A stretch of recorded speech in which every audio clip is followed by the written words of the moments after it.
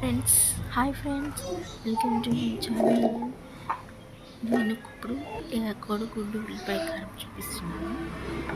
Size ఉల్లిపాయలు తీసుకొని అందులోకి 2 స్పూన్ల కారం, 1 స్పూన్ సాల్ట్ వేసుకొని బరకగా కచ్చపచ్చగా మిక్సీ పెట్టుకోవాలి. దాంట్లో ఒక ప్యాన్ ఆయిల్ వేసుకొని దానిలో గింజలు కరివేపాకు వేసుకున్న తర్వాత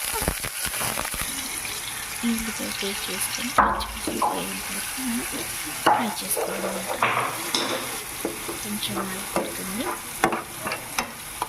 పచ్చివాసన పోయిన ఫ్రై చేసుకొని తర్వాత దాంట్లోకి వేసుకోవాలి.